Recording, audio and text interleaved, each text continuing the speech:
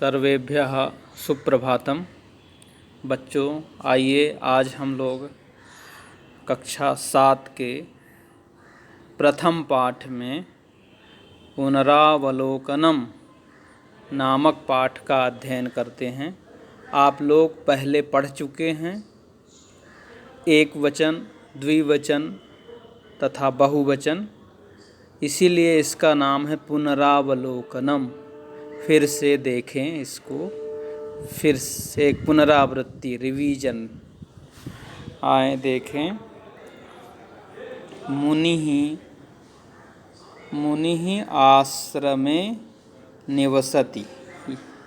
यहाँ देखेंगे मुनिः में एक वचन है। मुनिः आश्रमे निवसति। मुनि माने एक मुनि आश्रम में रहते हैं। फिर यहाँ मुनि द्विवचन है। मुनि आश्रमे निवसतः। दो मुनि आश्रम में रहते हैं। इधर देखें बहुवचन में है मुनयः, तो मुनयः आश्रमे निवसन्ति। बहुत से मुनि आश्रम में रहते हैं। दूसरा देखें, गुरुः शिष्यान् पाठयति। गुरु शिष्य को पढ़ाते हैं। एक वचन, एक गुरु है। फिर यहाँ देखेंगे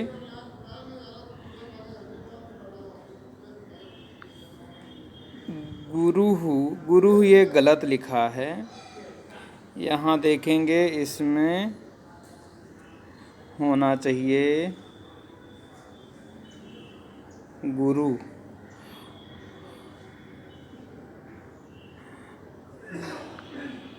फिर से देखेंगे।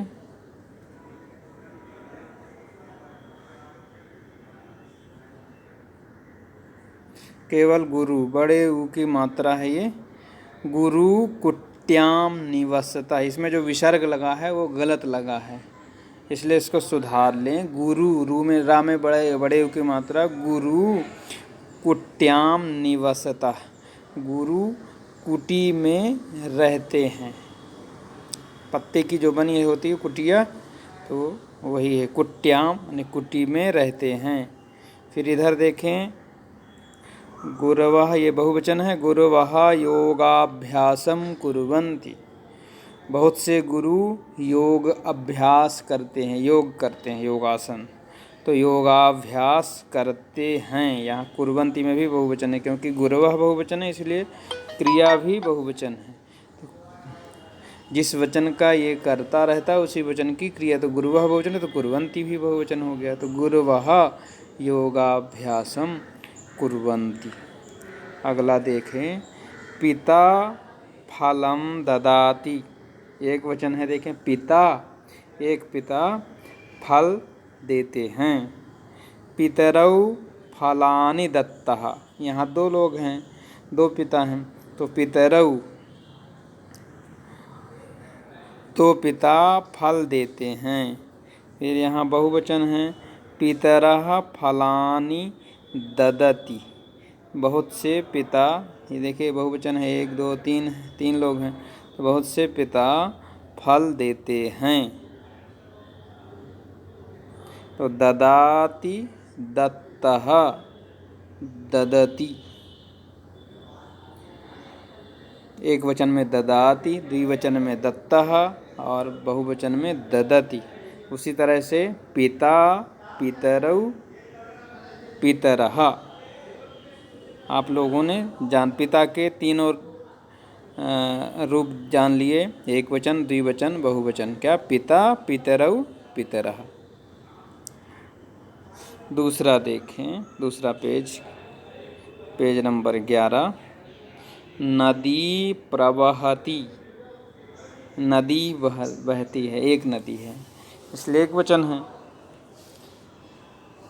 ये देखें, ये नदी, यहाँ एक वचन है। फिर नद्यौ प्रवहतः। यहाँ दो नदी, एक ये है और एक ये है, तो नद्यौ प्रवहतः, दो नदियाँ बहती हैं। फिर यहाँ बहुवचन है नद्यः, प्रवहन्ति। यहाँ एक नदी, दो नदी और यहाँ तीन, तो बहुवचन हो गए। तो बहुत सी नदियाँ बहती हैं। फिर देखें तो नदी, नद्यौ, नद्यः। एक वचन में नदी, द्विवचन नद्यौ और बहुवचन में नद्यः। उसी तरह से प्रवहति, प्रवहतः, प्रवहन्ति। प्रवहति एक वचन में, प्रवहता द्विवचन में, प्रवहन्ति बहुवचन में। अब देखें धेनुः एक वचन में, धेनुः पश्यति, धेनु देखती है। फिर द्विवचन में धेनु पश्यतः, द्विवचन है धेनु। फिर यहाँ धेनवः क्षेत्रे चरन्ति, धेनु माने गायें खेत में, क्षेत्रे अर्थात खेत में, चरन्ति चरती हैं। धेनुः, धेनु, धेनवः एक वचन, द्विवचन और बहुवचन। आगे देखेंगे माता एक वचन है यहाँ, माता जलम आनयति, माता जल लाती हैं। एक माँ जल लाती है। मातरौ जलम आनयतः, दो माताएं जल लाती हैं। तो मातरः जलम आनयन्ति, बहुत सी माताएं जल ला रही हैं। तो देखें एक वचन में माता, द्विवचन में मातरौ और बहुवचन में मातरः। उसी तरह से क्रिया में आनयति, आनयतः, आनयन्ति।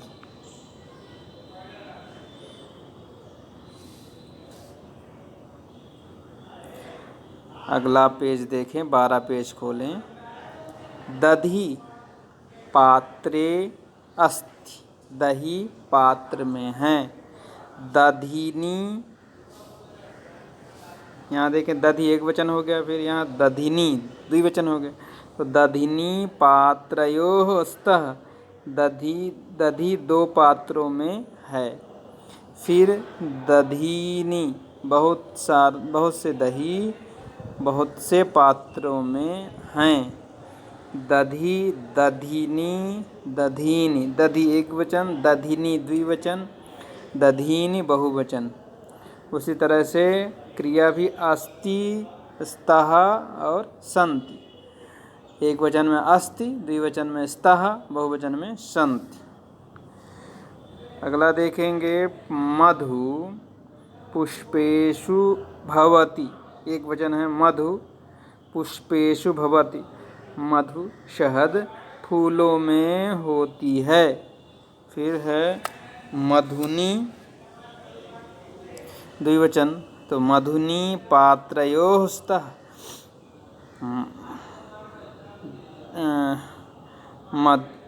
शहद दो पात्रों में हैं।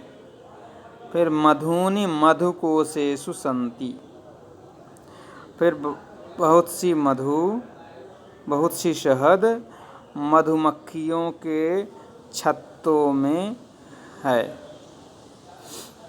मधुकोशेषु अर्थात शहद के छत्ते है ना। तो मधुमक्खियों के छत्ते जो होते हैं, जहाँ रहती हैं उनमें मधु रहती है।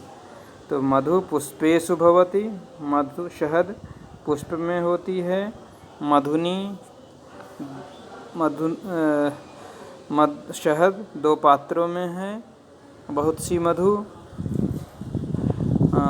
मधुमक्खियों के छत्तों में है।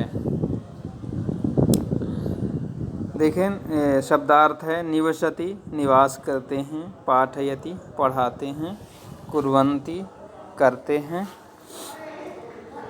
वेदाभ्यास वेदों का अभ्यास, धेनु गाय, गोष्ठे अर्थात गौशाला में, मधुकोशेषु मधुमक्खियों के छत्तों में, परिणमति रूपांतरित होता है, परिवर्तित होता है, पात्रयो है दो पात्रों में।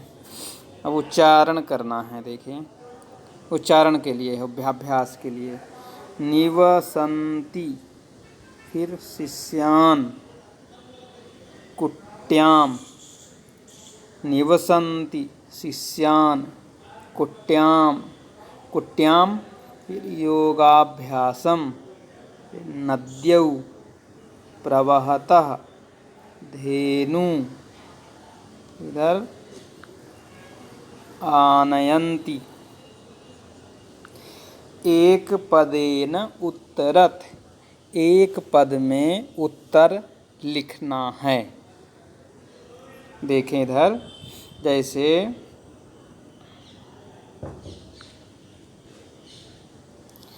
वृक्षः फलं कः ददाति, फल कः अर्थात कौन, ददाति देता है।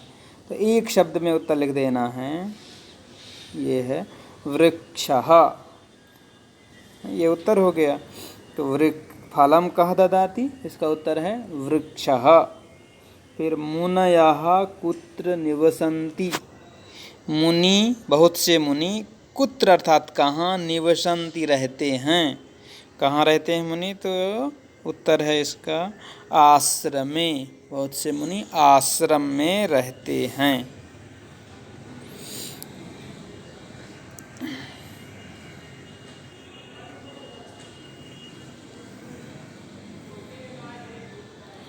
अब देखें माता किम आनयति, इस का के जगह होना चाहिए किम। तो माता किम आनयति, इसका उत्तर है जलम। फिर दधि कुत्र अस्ति, दधि कहाँ पर है, इसका उत्तर है पात्रे। अगला देखें, फलानि के ददन्ति, फल कौन देते हैं, पितरः, पितरः फलानि ददन्ति। शिष्यान्, ये पितरः, देखें पितरः, इसका उत्तर हो गया। फलानि के ददन्ति, पितरः। शिष्यान् कः पाठयति, शिष्य को कौन पढ़ाता है, तो गुरुः, शिष्यों को गुरु जी पढ़ाते, गुरुः शिष्यान् पाठयति। फिर अगला है गोष्ठे काः निवसन्ति, गोष्ठे गौशाला में कौन रहती हैं, उत्तर है इसका धेनवः।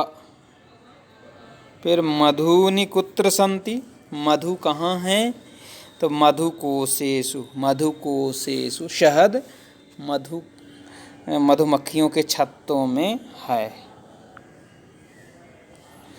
अगला देखेंगे प्रश्न नंबर 3, शब्द रूपाणि लिखत, शब्द रूप लिखिए। पितृ शब्द है, इसका प्रथमा एक वचन, द्विवचन, बहुवचन लिखना है।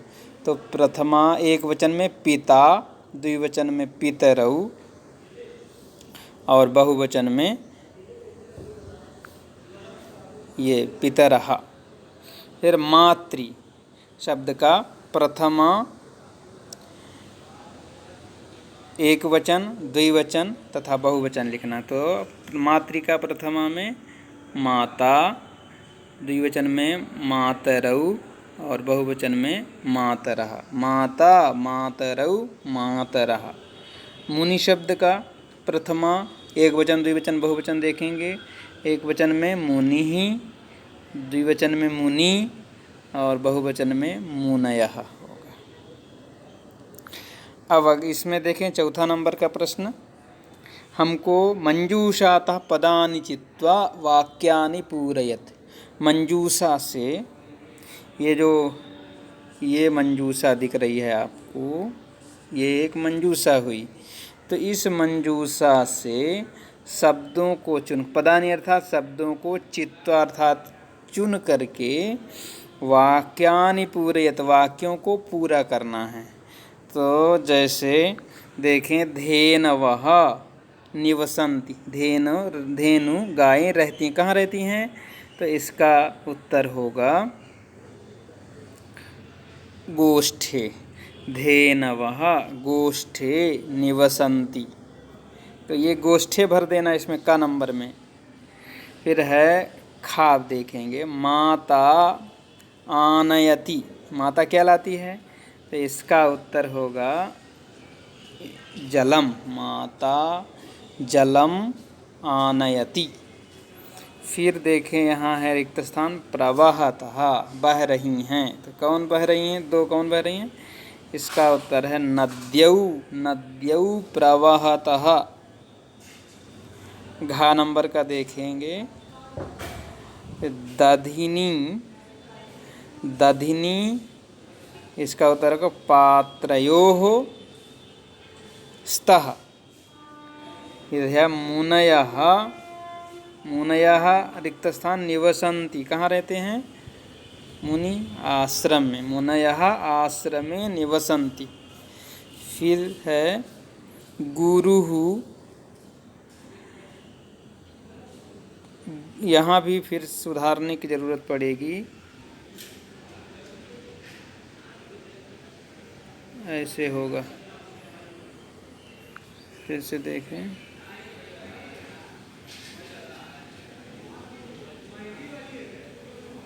गुरु बड़ा ऊ, गुरु, फिर है यहाँ आस, कहाँ कुत्र निवसत, कुट्याम, कहाँ रहते हैं, कुटी में, गुरुः कुट्याम निवसतः, कुटी में रहते हैं।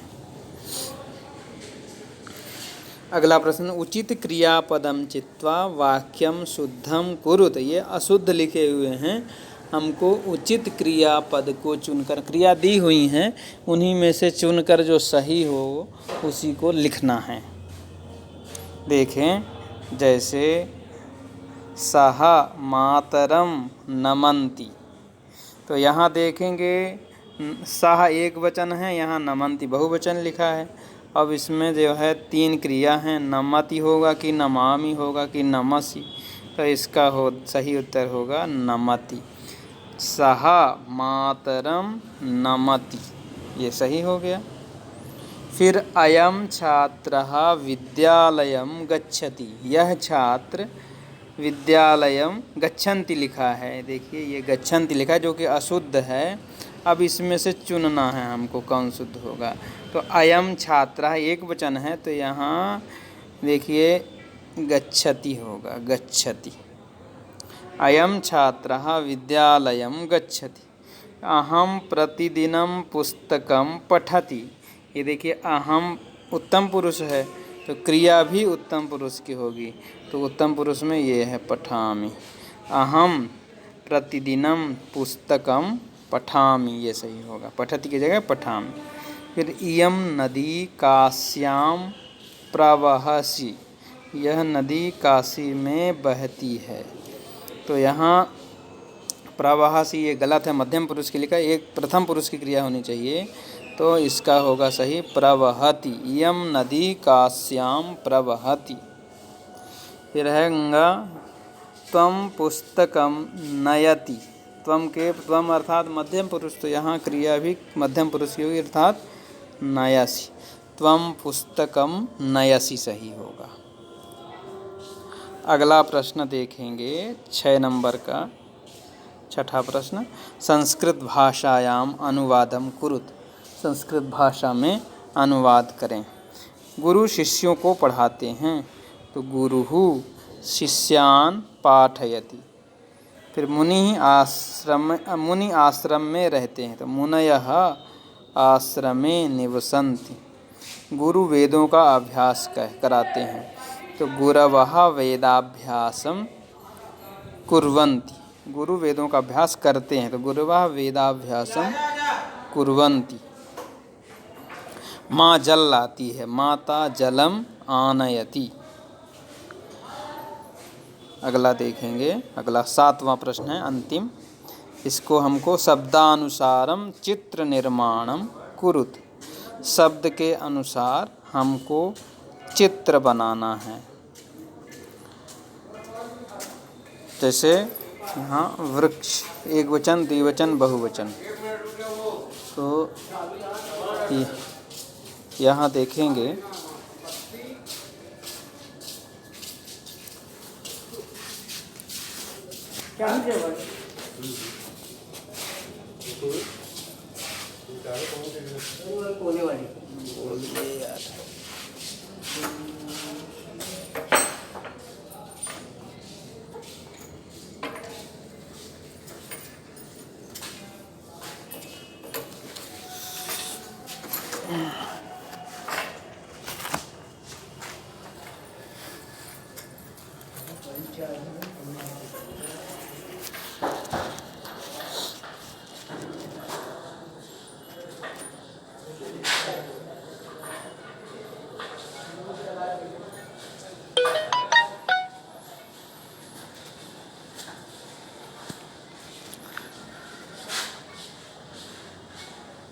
हाँ, तो देखेंगे अंतिम प्रश्न है, चित्र बनाना है। तो यहाँ देखेंगे वृक्षः, एक चित्र, एक पेड़ का चित्र।